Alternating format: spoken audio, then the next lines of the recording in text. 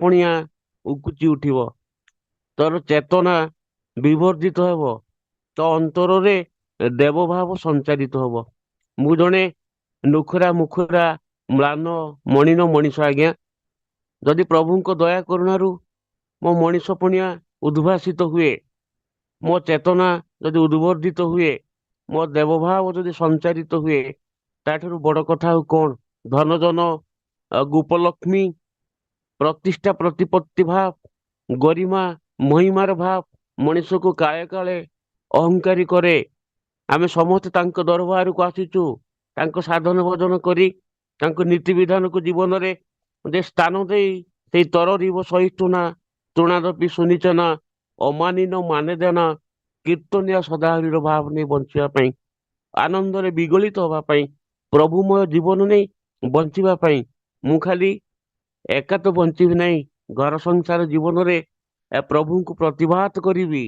ସଂସାର ନୁହେଁ ଅସାର, ପ୍ରେମ ପ୍ରୀତି ପାରାବାର, ପିତାମାତା ଗୁରୁଜନେ ଆଶିଷ ଝରେ, ଲଭିଲେ ବିଭୁ କରୁଣା ଜୀବନ ହୁଏ ସରସ, ବିଭୁ ପରଶ ଜୀବନ ସରସ କରେ। ଧର୍ମ ଟେକି ହେବା ଯେ ମହତ ଧନ, ସରି ନୁହେଁ ତାରେ ମଣି କାଞ୍ଚନ। ମତେ ସେଇ ଧର୍ମର ଜୀବନ ନେଇ ମୁଁ ବଞ୍ଚିବାକୁ ଚାହେଁ। ଘରଟା ତୋର ମନ୍ଦିର ହଉ, ଜଇଁ ଭକ୍ତିର ଚର୍ଚ୍ଚା ସଦା ଲାଗି ରହିଥାଉ, ତୁମ ସ୍ୱାମୀ ସ୍ତ୍ରୀର ପ୍ରୀତି ପ୍ରଣତି ସର୍ଜନା କରୁ ସେଠି ଅମରାବତୀ, ତୁମ ପୁତ୍ର କନ୍ୟା ଦେବ ସନ୍ତାନ ଯାହାକୁ ଦେଖି ଏ ପରିବେଶ କହୁ ଏ ଗୃହ କେତେ ଗୁରୁ ଗରିଆନ। କେମିତି ମାନସିକତା, କେମିତି ପରମ୍ପରାର ଯେ ପୁନର୍ପ୍ରଚଳନ କରିବାକୁ ଠାକୁର ଚାହିଁଛନ୍ତି। ଆମ ସମସ୍ତଙ୍କୁ ସେ ବିମଳ ସ୍ନିଗ୍ଧ ଶୁଚି ଶୁଦ୍ଧ ସ୍ୱଭାବନ୍ତ ମଣିଷ ହିସାବରେ ସୃଷ୍ଟି କରିବାକୁ ସେ ଚାହିଁଛନ୍ତି। ଏତେ କଥା ପରେ ପରେ ବି ଏସବୁ ହୁଏ ନା କାହିଁକି? କାରଣ ତାଙ୍କର ସେଇ ଅମୂଲ୍ୟ ଭାବାଦର୍ଶ ସହିତ ମୁଁ ସେତେଟା ଯେ ପରିଚିତ ନୁହେଁ। ତାଙ୍କ ଲୀଳା ମାଧୁର୍ଯ୍ୟର କଥାକୁ ସେତେ ମୁଁ ମନନ ମନ୍ଥନ କରେ ନା। ଏବଂ ଯେଉଁ ଅସଂଖ୍ୟ ଅଜସ୍ର ବାଣୀ ଠାକୁର ଦେଇ ଯାଇଛନ୍ତି, 20,000 ପୃଷ୍ଠାରେ ସେ ବାଣୀ ସବୁ ଲିପିବଦ୍ଧ ହେଇଛି। ସେ ବାଣୀ ସମ୍ପର୍କରେ ସାମାନ୍ୟ ଜ୍ଞାନ ମୁଁ ଆହରଣ କରିପାରେ ନା। ମତେ ତାକୁ ଯଦି ମନନ ମନ୍ଥନ କରେ, ତାଙ୍କ ଜୀବନ ଲୀଳା କାହାଣୀକୁ ଯଦି ଅନ୍ତରରେ ସ୍ଥାନ ଦେଇ ଚାଲେ, ଅନେକ କଥା ଯେ ଏଇ ମାନସ ପଟରେ ଉକୁଚି ଉଠିବ। ଅନେକ କଥା ମତେ ଆଶ୍ୱାସନା ଦେବ, ଅନେକ ଦିଗରେ ମତେ ପ୍ରାଣବନ୍ତ ଜୀବନ୍ତ ଫୁଟନ୍ତ ବହନ୍ତ କରି ହୁଏତ ଖୁବ ଦୂରଗାମୀ କରିବ ପ୍ରଭୁଙ୍କ ଭାବନା ନେଇ। ଆପଣ ମାନେ ଜାଣନ୍ତି ଠାକୁରଙ୍କର ବାଣୀ ଲେଖା ଯାଉଥିଲା, ଏବଂ ବିଶେଷ ଭାବରେ ଦେବୀଦାଙ୍କର କଥା ଆପଣ ମାନେ ଜାଣନ୍ତି। ପୂଜନୀୟ ଦେବୀ ପ୍ରସାଦ ମୁଖୋପାଧ୍ୟାୟ ଅନେକ ଠାକୁରଙ୍କର ଆଲୋଚନାକୁ ସେ ଲେଖିଛନ୍ତି, ଏବଂ ଯୋଉ ବିଧାୟନ ଗ୍ରନ୍ଥ ଅଛି 9ଟି ଠାକୁରଙ୍କର, ଆପଣ ମାନେ କେହି କେହି ସେ ଗ୍ରନ୍ଥ ସହିତ ପରିଚିତ, ଘରେ ବି ସେ ବହି ସବୁ କିଣି ରଖିଛନ୍ତି। ବେଳେ ବେଳେ ସମୟ ହେଲେ ସେ ବହି ଗୁଡିକ ଯେ ପଢିବେ। ଯେମିତି ବିବାହ ବିଧାୟନା, ତତ୍ଵ ବିଧାୟନା, ସାଧନା ବିଧାୟନା, ଏମିତି 9 ଖଣ୍ଡ ବହି ବିଧାୟନାକୁ କେନ୍ଦ୍ର କରି ସେ ସମଗ୍ର ବିଧାୟନାକୁ ସଂକଳନ ଯେ ପୂଜନୀୟ ଦେବୀଦା କରିଛନ୍ତି। ଏବଂ ସିଏ ବର୍ଣ୍ଣନା କରିଛନ୍ତି ଠାକୁରଙ୍କ ପାଖରେ ପ୍ରାତ ପୌଷରେ ବସି ଯାଉଥିଲେ କାଗଜ କଲମ ଧରି, ଠାକୁର ବାଣୀ ଦଉଥିଲେ, ସେ ତାକୁ ଲେଖୁଥିଲେ ନିରନ୍ତର ଛନ୍ଦରେ। ଏବଂ ଯେତେବେଳେ ମଧ୍ୟାହ୍ନ ହେଇଯାଉଥିଲା, ସେତେବେଳେ ଶ୍ରୀ ଶ୍ରୀ ଠାକୁର ଯେ ପ୍ରସାଦ ଗ୍ରହଣ ପାଇଁ ସ୍ଥାନ ତ୍ୟାଗ କରି ଯେ ନିଜର ନିବାସ କକ୍ଷକୁ ଯାଉଥିଲେ, ଦେବୀଦା ସେଇ କାଗଜ ଗୁଡିକ ନେଇ ନିକଟସ୍ଥ ଘରେ ଯାଇକି ଦେଖୁଥିଲେ।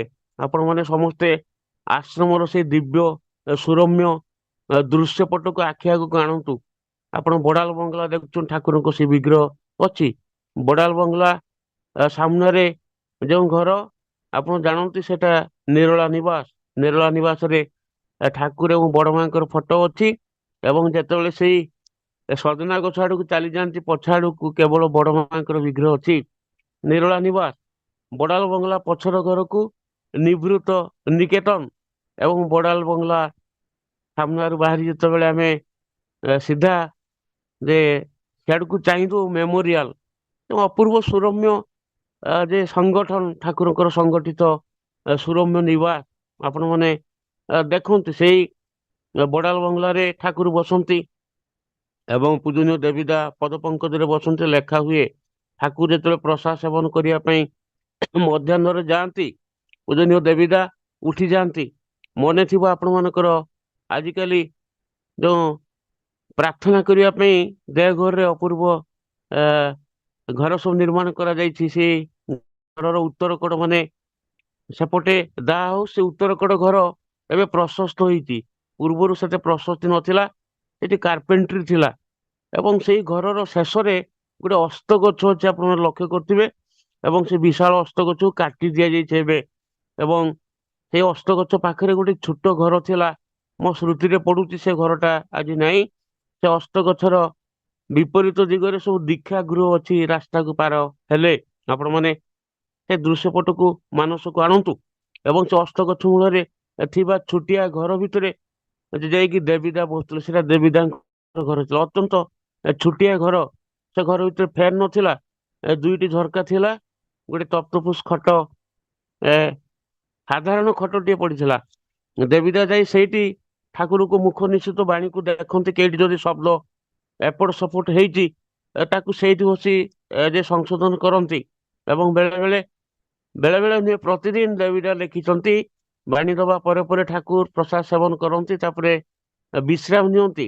ଯେତେବେଳେ ଅପରାହ୍ନ ହୁଏ, ଉପରଓଳି ହୁଏ, ଠାକୁର ପୁଣି ଆସି ବଡାଲ ବଙ୍ଗଳାରେ ବସନ୍ତି। ପୂଜନୀୟ ଦେବୀଦା ତାଙ୍କ ନିକଟକୁ ଯାଆନ୍ତି।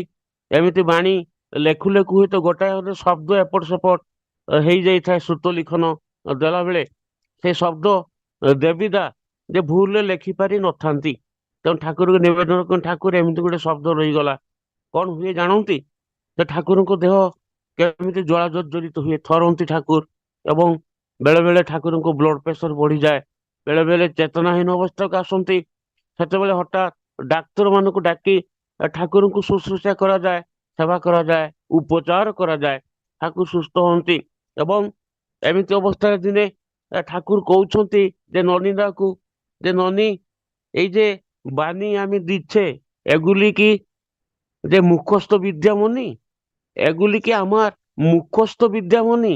এগুলো আমার কাছে আসছে, এগুড়িক মোর মুখস্থ বিদ্যা নୁହେଁ, এগুড়িক ମୋ ପାଖକୁ ଆସେ।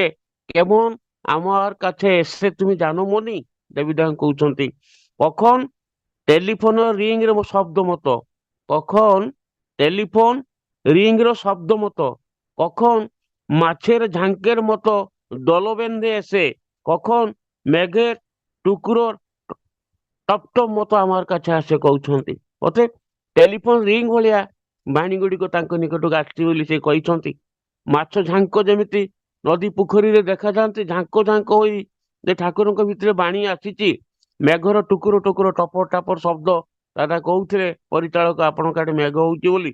ଅତଏବ ମେଘର ଅନନ୍ତ ନିର୍ଝର ଭଳି ବାଣୀ ଯେ ତାଙ୍କ ଶ୍ରୀମୁଖରୁ ନିଃସୃତ ହୁଏ। ତେଣୁ ଠାକୁର ଅସୁସ୍ଥ ହୁଅନ୍ତି କାହିଁକି? ଠାକୁର କହନ୍ତି ଯେ ଦେବୀ ଆଉ ଥରେ ମନେ ପକେଇଲେ ଯୋଉ ଶବ୍ଦ ତୁମେ ଛାଡି ଦେଇଛ ଆଉ ମନକୁ ଆସେ ନା। ଅତଏବ ଦେବୀଦା ଦୁଃଖ ପାଆନ୍ତି। ତେଣୁ ପ୍ରାଣବନ୍ତ ଭାବରେ ଅତ୍ୟନ୍ତ ସକ୍ରିୟତାର ସହିତ, ଯେମିତି ମୋ ବିଜ୍ଞାନ ଭାଇ ସବୁ ଦିଗ ଦେଇ ଦୁଇ ଧୁରନ୍ଧର ଏଇ କୀର୍ତ୍ତନ କରୁଥିଲେ, ମନୋରମ କୀର୍ତ୍ତନ ମୁଁ ଶୁଣୁଥିଲି, ଆନନ୍ଦିତ ହଉଥିଲି। ଏବଂ ଏମିତି କରି ଦେବୀଦା ଲେଖୁଥିଲେ, ସେଇ ଘର ଭିତରେ ରହୁଥିଲେ। ଆଜ୍ଞା ଦିନେ ସେଇ ଘର ଭିତରେ ବସିଛନ୍ତି, ବାଣୀ ଗୁଡିକ ସଜେଇ ଲେଖୁଛନ୍ତି ଶବ୍ଦ ଗୁଡିକ। ହଠାତ୍ କାଜଲଦା ଠାକୁରଙ୍କ ସାନ ପୁଅ ସେ ଘର ଭିତରକୁ ପ୍ରବେଶ କରିଥିଲେ।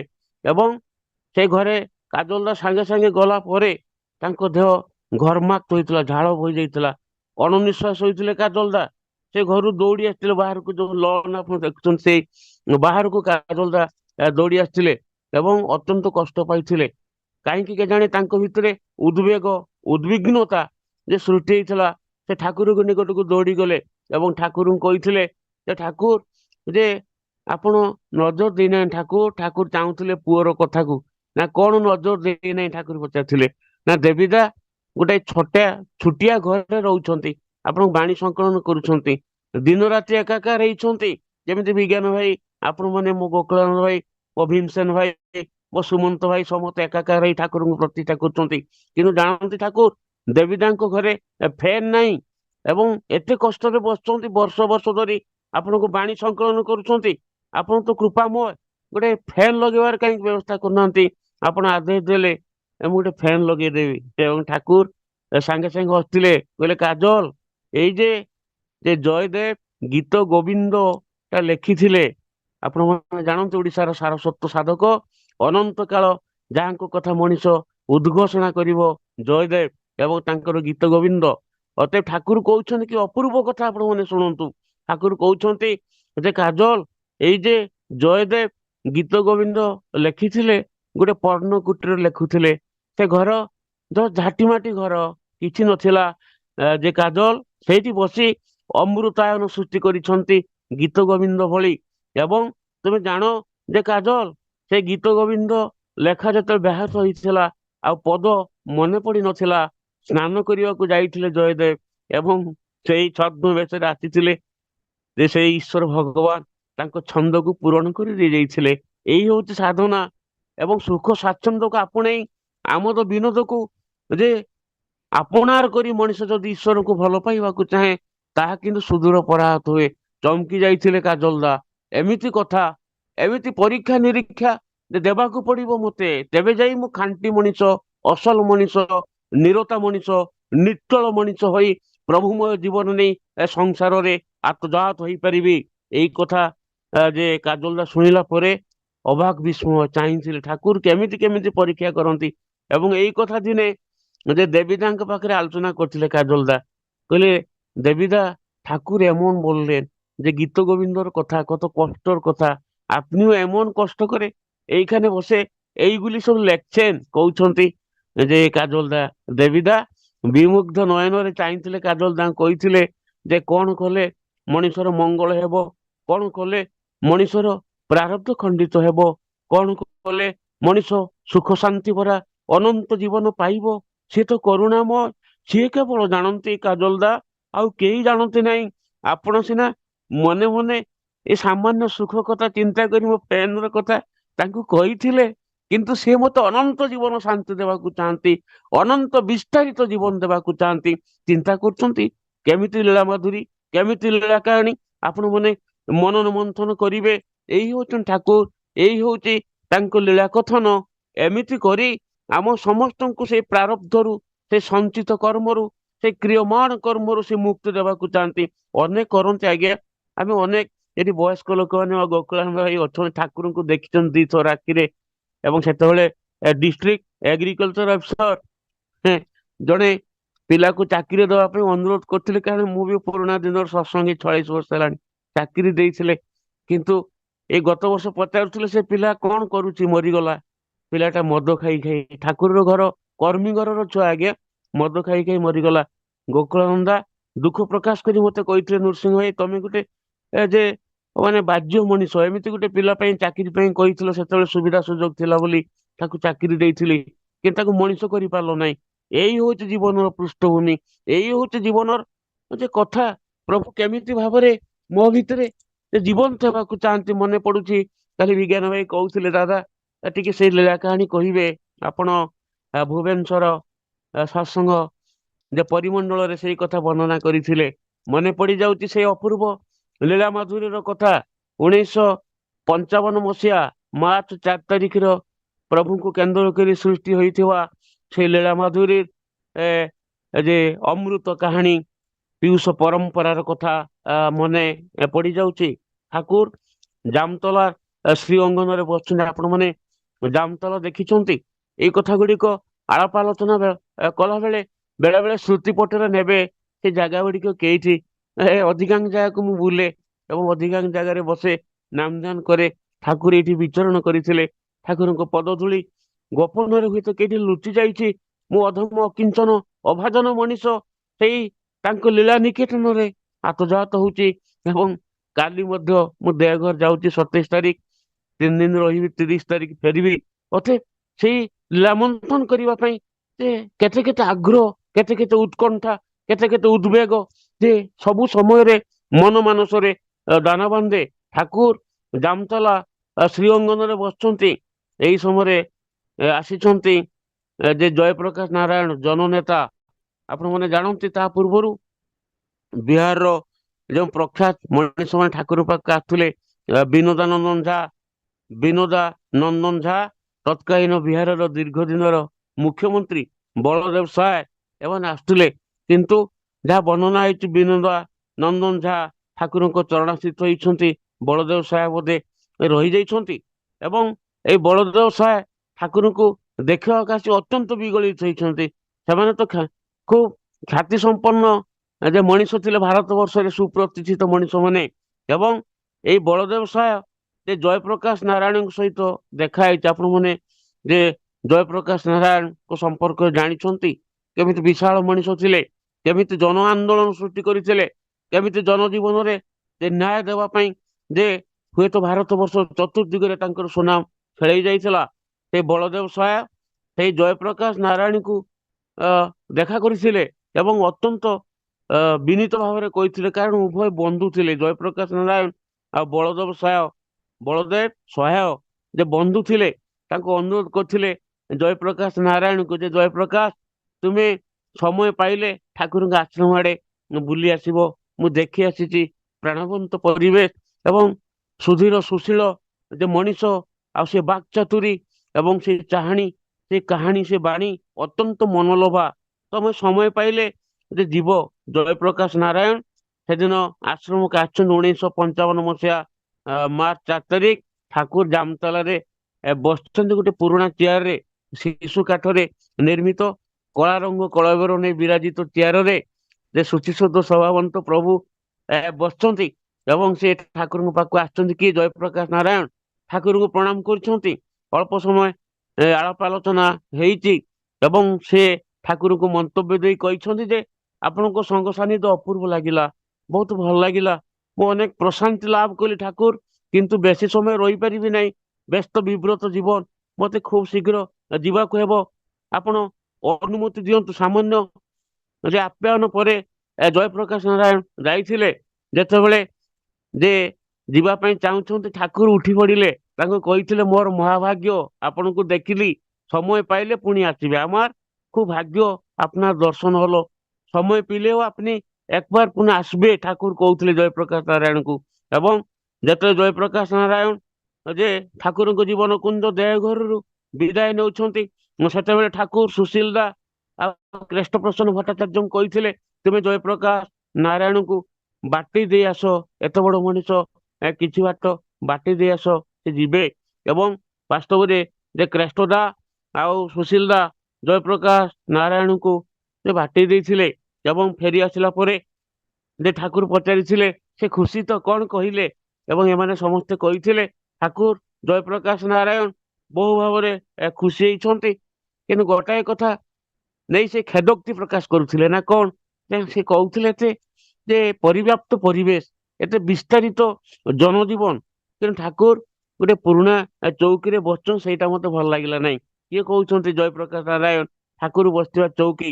ଆଜି ଆପଣ ମାନେ ଯେ ଆଶ୍ରମ ଯାଆନ୍ତି, ଠାକୁର ପରିବାରକୁ ଯାଆନ୍ତି ଏବଂ ଗଲେ ପୂଜନୀୟ ଦାଦାଙ୍କର ଘର, ପୂଜନୀୟ ଆଚାର୍ଯ୍ୟ ଦେବଙ୍କର ଘର, ପୂଜନୀୟ ମେଜଦାଙ୍କ ଘର, ପୂଜନୀୟ ଟିଙ୍କୁଦାଙ୍କ ଘର, ସବୁ ଘରକୁ ତ ପ୍ରାୟ ପଶନ୍ତି। ମୁଁ ପ୍ରାୟ ପଶେ, ଆପେ ଆପେ ବୁଲି ଆସେ, କାରଣ ସେ ତ ହଉଛି ମୋ ପାଇଁ ସ୍ମୃତିର ଲୀଳା ନିକେତନ। କେବେ କୋଉଠି ଆଜ୍ଞା ଦେଖିଛନ୍ତି ଯେ ମୂଲ୍ୟବାନ ଯେ ଆସବାବପତ୍ର ଅଛି ବୋଲି? ସହଜ ସରଳ ଶାନ୍ତ ସ୍ନିଗ୍ଧ ସେ ପରିବେଶ, ତାଙ୍କ ହୃଦୟ ମୂଲ୍ୟବାନ, ତାଙ୍କ ହୃଦୟ ସେଇ ଯେ ଅପୂର୍ବ ମଣିକୋଟିର ଯେ ହୃଦୟ। ଏବଂ ଏମିତି ବାହ୍ୟ ଆଡମ୍ବର ଠାକୁର ପରିବାରକୁ ସ୍ପର୍ଶ କରିବା ମୁଁ ଜାଣିନାହିଁ ଆଜ୍ଞା। ମୁଁ ସେମିତି ଦୃଶ୍ୟପଟ ମୋ ଆଖିରେ କେବେ ଯେ ଆସିନାହିଁ। ଏମିତି ପରେ ପରେ ଯେ ନିଭୃତ ନିକେତନ, ମୁଁ ଆପଣଙ୍କୁ କହୁଥିଲି ଠାକୁରଙ୍କ ପଛପଟରେ ଯୋଉ ନିଭୃତ ନିକେତନ ବଡାଲ ବଙ୍ଗଲା ପଛପଟରେ ଯେଇଠି ରୂପାର ମୂର୍ତ୍ତି ଠାକୁରଙ୍କର ଶ୍ରୀ ଶ୍ରୀ ବଡମାଙ୍କର ଅଛି। ଏବଂ ସ୍ନାନ ଉତ୍ସବ ହେଲେ ବିଶାଳ କୀର୍ତ୍ତନର ସହିତ ସେଇ ଉଭୟ ଶ୍ରୀବିଗ୍ରହ ମୂର୍ତ୍ତିକୁ ସେଇ ସ୍ନାନ ମଣ୍ଡପକୁ ନିଆଯାଏ, ଆପଣ ଜାଣନ୍ତି। ଏବଂ ସେଇ ନିବୃତ୍ତ ନିକେତନ ଖୁବ ଛୋଟିଆ ଥିଲା, ତାକୁ ପ୍ରସାରଣ କରାଗଲା ବର୍ତ୍ତମାନ ଯେମିତି ହଉଛି। ଏବଂ ସେ ପ୍ରସାରଣ ସମୟରେ ବେଳେ ବେଳେ ଠାକୁର ସେଠିକି ଆସନ୍ତି। ଆଉ ନିବୃତ୍ତ ନିକେତନରେ ସେଟାକୁ ନିବୃତ୍ତ ନିକେତନ, କାରଣ ସେ ବଡ ମା ଅଧିକାଂଶ ସମୟରେ ସେ ଘର ଭିତରେ ରହୁଥିଲେ। ଠାକୁର ଏମିତି ଅବଶ ମୁହୂର୍ତ୍ତରେ, ଏମିତି କର୍ମକ୍ଲାନ୍ତ ମୁହୂର୍ତ୍ତରେ ବଡ ମାଙ୍କ ସହିତ ନିବୃତ୍ତରେ କଥାବାର୍ତ୍ତା ହଉଥିଲେ। ଏବଂ ପ୍ରସଙ୍ଗ କ୍ରମେ ଯେ କ୍ରେଷ୍ଟଦା ଠାକୁରଙ୍କୁ କହିଥିଲେ ଠାକୁର ଆପଣ ଏଇ ନିବୃତ୍ତ ନିକେତନ ଥିବା ବା ନିରୋଳା ନିବାସରେ ଥିବା ସେଇ ସାଧାରଣ ଚୌକିରେ ବସୁଛନ୍ତି, ଲୋକମାନେ ମତ ମନ୍ତବ୍ୟ ଦଉଛନ୍ତି। ସେଦିନ ଯେ ଆସିଥିଲେ ଜୟପ୍ରକାଶ ନାରାୟଣ, ସେ ମଧ୍ୟ ମନ୍ତବ୍ୟ ଦେଇଥିଲେ ତାଙ୍କୁ ଭଲ ଲାଗିଲାନି ବୋଲି। ଆପଣ ଯଦି ଆଦେଶ ଦେବେ ତାହେଲେ ଆପଣଙ୍କ ପାଇଁ ଆମେ ରତ୍ନ ସିଂହାସନଟି ତିଆରି କରିଦେବୁ ଏବଂ ଏଇଠି ପକାଯିବ, ଆପଣ ବସିବେ। ସେଇ ରତ୍ନ ସିଂହାସନରେ ବସି ଯେ ଆପଣ ବସିବେ, ଆପଣଙ୍କର ଆଲୋଟ ଚାମର ହେବ। ଭକ୍ତ ସଜ୍ଜନ ମାନେ ଆପଣଙ୍କୁ ବେଡି ଧରୁଥିବେ, ଯେମିତି ସାଧାରଣ ସନ୍ନ୍ୟାସୀ ମାନଙ୍କ କ୍ଷେତ୍ରରେ ଆପଣ ଦେଖୁଛନ୍ତି ଯୋଉ ସନ୍ନ୍ୟାସୀ ମାନେ ଆଲୋଟ ଚାମରରେ ଚାମରିତ ହଉଥିଲେ, ରତ୍ନ ସିଂହାସନରେ ବସିଥିଲେ, ଆଜି ଅଧିକାଂଶ ଜେଲରେ ଅଛନ୍ତି। ସେମିତି କଥା, ସେମିତି ବୟାନ ଯେ ପୂଜନୀୟ କ୍ରେଷ୍ଟଦା ଯେ ରଖିଥିଲେ ଠାକୁରଙ୍କ ଆଗରେ, ଆପଣ ଯଦି ଚାହିଁବେ ରତ୍ନ ସିଂହାସନ କରାଯିବ। ଏବଂ ସୁଶୀଲ ଚନ୍ଦ୍ର ବସୁ ଠାକୁରଙ୍କ ପାଖରେ ଠିଆ ହେଇଥିଲେ ଏବଂ ସିଏ ବି କହୁଛନ୍ତି ଠାକୁର ଯେ କ୍ରେଷ୍ଟଦା ଯୋଉ ପ୍ରସ୍ତାବ ଦେଲେ ଖୁବ ବଢିଆ, ଖୁବ ବଢିଆ। ଯେ ମୁଁ ମଧ୍ୟ ଯେ ମୋହନାନନ୍ଦ ବ୍ରହ୍ମଚାରୀଙ୍କ ଆଶ୍ରମକୁ ଯାଇଛି, ମୋହନାନନ୍ଦ ବ୍ରହ୍ମଚାରୀ ତାଙ୍କ ଆଶ୍ରମକୁ ଯାଇଛି ଏବଂ ଅପୂର୍ବ ତାଙ୍କ ଆଶ୍ରମର ପରିବେଶ, କେମିତି କେମିତି ଯେ ଫୁଲର ବାଟିକା, କେମିତି କେମିତି ଅପୂର୍ବ ରାସ୍ତାଘାଟ ଏବଂ ଯେଇଠି ସେ ଆତଯାତ ହୁଅନ୍ତି ଯେମିତି ରାଜଉଆସ ପରି ଘର ଏବଂ ସାମ୍ନାରେ ଯେ ସେମିତି ଏକ ରତ୍ନ ସିଂହାସନ, ସେଇ ସିଂହାସନରେ ମୋହନାନନ୍ଦ ବ୍ରହ୍ମଚାରୀ ବସନ୍ତି, ତାଙ୍କର ଆଲୋଟ ଚାମର ହୁଏ, ଧୂପ ଦୀପ ଜଳେ। ଆପଣ ସେମିତି ଭାବରେ ବସିଲେ ବହୁତ ବଢିଆ ହବ, ଲୋକମାନେ ଆହୁରି ବେଶୀ ଆକୃଷ୍ଟ ହେବେ। ଠାକୁର ଗମ୍ଭୀର ହେଇଗଲେ ଆଜ୍ଞା, ଗମ୍ଭୀର ହେଇ କହୁଛନ୍ତି ଏ ସୁଶୀଲ ଦା, ରତ୍ନ ସିଂହାସନ, ରାଜ ସିଂହାସନ ଏସବୁ ଭକ୍ତି ଜଗତର କଥା ନୁହେଁ। ରତ୍ନ ସିଂହାସନ, ରାଜ ସିଂହାସନ ଏସବୁ ଭକ୍ତି ଜଗତର କଥା ନୁହେଁ। ମଣିଷର ପ୍ରୀତି ସିଂହାସନ, হৃদ সিংহাসন যে মতে খুব ভাল লাগে।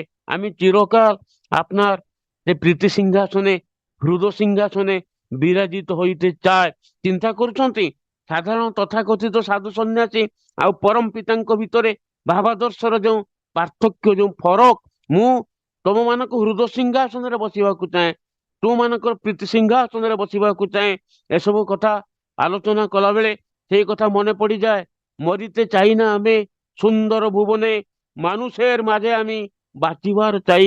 এই সূর্যকর পুষ্পিত কাননে জীবন্ত হৃদয় মাঝে যদি স্থান পাই, ঠাকুর যে রবি ঠাকুর কইଥିଲେ মরিতে চাই না আমি সুন্দর ভুবনে, মানুষের মাঝে আমি বাঁচিবার চাই।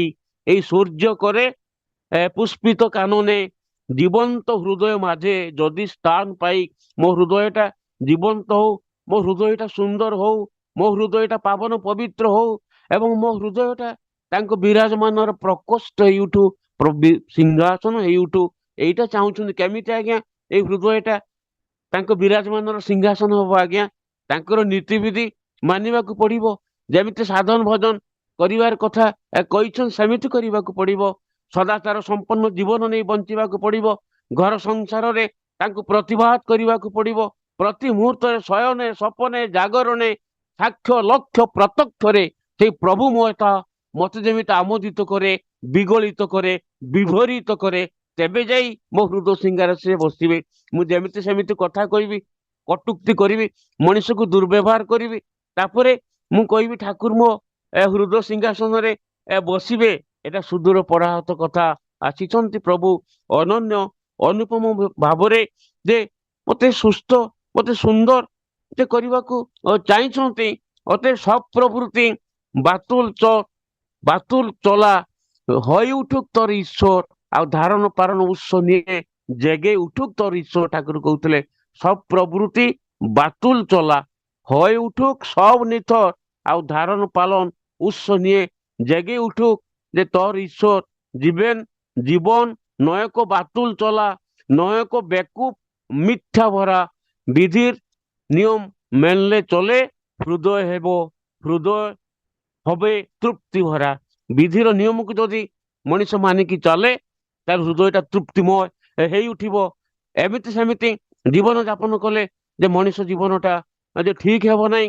ତେଣୁ ସେଇ ପାଇଁ ସେ କହୁଛନ୍ତି ଜୀବନ ନୟ ବାତୁଲ ଭରା, ପାଗଳା ବି ନୁହେଁ, ପ୍ରମତ୍ତ ଭାବ କରିବା ନୁହେଁ ଜୀବନ, ଏବଂ ନୟକ ଜୀବନ ନୟକ ବେକୁ ମିଥ୍ୟା ଭରା। ଏଠି ବେକୁ ବି କଲେ ଚଳିବ ନାହିଁ, ମିଥ୍ୟା ଆସ୍ପାଦନ କଲେ ଚଳିବ ନାହିଁ। ନିରଳ ନିଷ୍ଠା ପର ଜୀବନ, ସକ୍ରିୟ ଉଦ୍ଦୀପିତ ଜୀବନ ନେଇ ଯେ ବଞ୍ଚିବାକୁ ପଡିବ, ଏଇ କଥା ଠାକୁର ଆମକୁ ଯେ ଶିକ୍ଷା ଦେଇଛନ୍ତି। ଆପଣ ମାନେ ଜାଣନ୍ତି ପଞ୍ଚାନନ ସରକାରଙ୍କର କଥା, ବିଶାଳ ପଣ୍ଡିତ କେମିତି ପରିସ୍ଥିତି ପରିବେଶରେ ଆସିଥିଲେ, ସୁଦୀର୍ଘ କାହାଣୀ ଯେ ସମୟ ଯେ ସରି ଆସୁଛି, ମୁଁ ଖାଲି ସଂକ୍ଷିପ୍ତରେ ଏଇ କଥା ଟିକେ ଆପଣ ମାନଙ୍କୁ କହି ମୋ କଥାକୁ ମୁଁ ଯେ ବିରାମ ଯେ ଦବାକୁ ଚାହେଁ ଏବଂ ସଂଚାଳକ ଅଛନ୍ତି ପଦେ ପଦେ କହି ଯେ କଥାର ଉପସଂହାର ଯେ ଟାଣିବେ। ଯେଦିନ ପଞ୍ଚାନନ୍ଦା ପ୍ରଥମେ ଆଶ୍ରମକୁ ଆସିଛନ୍ତି 1926 ଡିସେମ୍ବର ଶେଷ ସପ୍ତାହରେ ଦୀକ୍ଷା ନେଲା ପରେ ଅନନ୍ତ ମହାରାଜଙ୍କ ନିକଟକୁ ଠାକୁର ଆଶ୍ରମ ନଥିଲେ ଆଜ୍ଞା, ଏବଂ ଠାକୁର ସେଇ ଅନତି ଦୂରରେ ବିରାଜ କୃଷ୍ଣ ଭଟ୍ଟାଚାର୍ଯ୍ୟଙ୍କ ଘରକୁ ଯାଇଥିଲେ ଠାକୁର ଯେ ଅନୁକୂଳ ଚନ୍ଦ୍ର। ଏବଂ ସେତେବେଳେ ଯିବା ସମୟରେ ସକାଳେ সকালে যে সুশীলদাকে কইଥିଲେ, সুশীলদা একজন দারুণ মানুষ আসবে, তিনি এইখানে এসলেও আপনি দয়া করে আমার কাছে নিয়ে যাবেন। জনে দারুণ মଣିଷ ମୋ ନିକଟକୁ ଆସିବ ଏବଂ ଯେତେବେଳେ ମୋ ନିକଟକୁ ଆସିବ ତୁମେ ତାକୁ ଯେ ମୁଁ ତ ଏଠି ମତେ ପାଇବ ନାହିଁ, ମୁଁ ଯେ ବିରାଜ କୃଷ୍ଣ ଭଟ୍ଟାଚାର୍ଯ୍ୟଙ୍କ ଘରେ ଅଛି ସେଇଠିକି ନେଇଯିବ।